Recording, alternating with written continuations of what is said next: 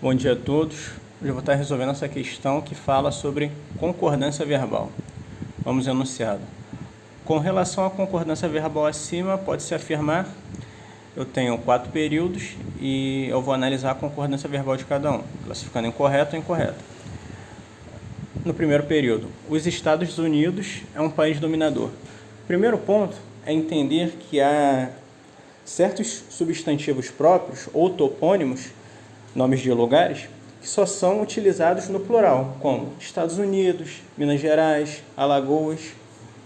Há uma regra de concordância verbal específica, que consiste em: quando eu tenho um artigo ou um determinante flexionado em número, anteposto a esse substantivo próprio, a esse topônimo, a concordância vai ser feita com ele. Ou seja, se existir o determinante, o verbo concorda com ele. Caso ele não exista, o verbo fica invariável na terceira pessoa do singular. No contexto, há os Estados Unidos. Há o artigo definido masculino, flexionado em número, os.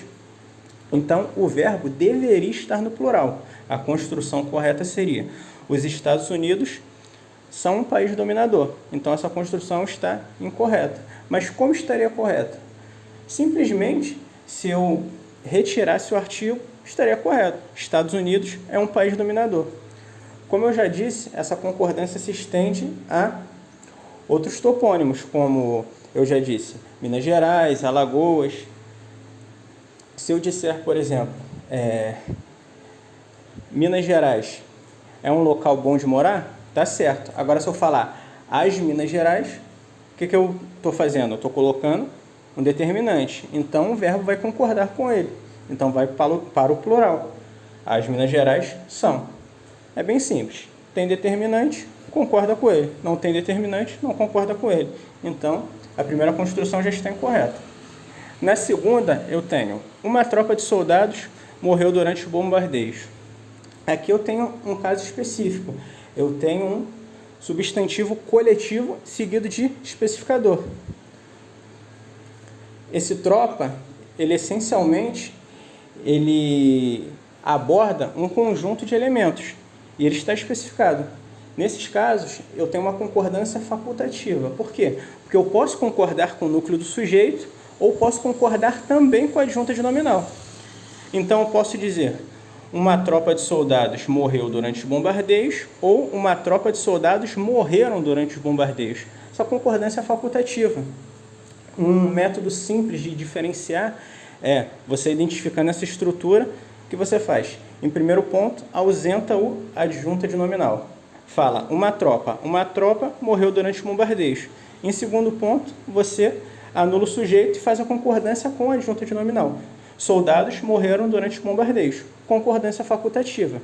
Eu vou concordar atrativamente com soldados, que é 2 soldados, né?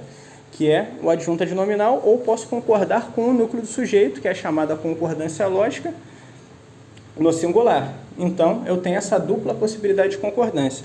Como está aí no singular, está correto, mas se estivesse no plural, também estaria igualmente correto.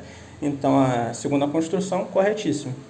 Na terceira construção, é um exemplo similar ao da primeira, e a concordância está correta, né? Porque se eu tenho esse artigo definido feminino, que está flexionado em número, o verbo ele vai para o plural. Os Estados Unidos bombardearam Bagdá. Se eu não tivesse o artigo, ficaria: Estados Unidos bombardeou Bagdá. Como é o artigo, construção corretíssima. 2 e 3 corretas.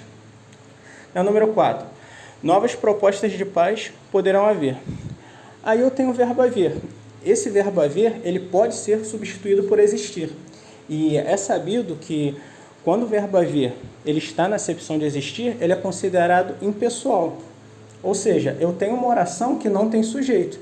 Se a oração não tem sujeito, eu não tenho um termo para fazer a concordância. Então, o verbo fica na terceira pessoa do singular. Nesse caso em específico, eu não tenho só o verbo haver. Eu tenho uma locução verbal. No caso, poderão haver. Qual o erro? O erro consiste em eu flexionar o verbo, porque esse novas propostas de paz não é o sujeito do período. Na verdade, é o objeto direto dessa locução verbal. Eu tenho nessa locução verbal o verbo poder como auxiliar e o verbo haver como principal. Um outro ponto é entender que o verbo haver, na acepção de existir, com o significado de existir, numa locução verbal, a concordância permanece a mesma, ele fica na terceira pessoa do singular. Todavia, ele tem que ser o principal da locução verbal. Nesse caso é o principal, então a concordância deveria ser feita no singular. Por quê? O verbo haver, na acepção de existir, é impessoal mesmo inserido numa locução verbal, que é o caso que está explícito aí.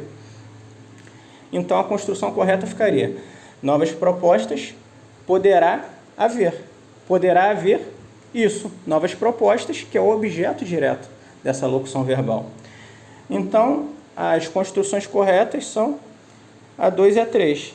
A resposta, então, letra B, gabarito, letra B. Obrigado a todos. Caso tenham gostado, inscrevam-se no canal e deixem um like.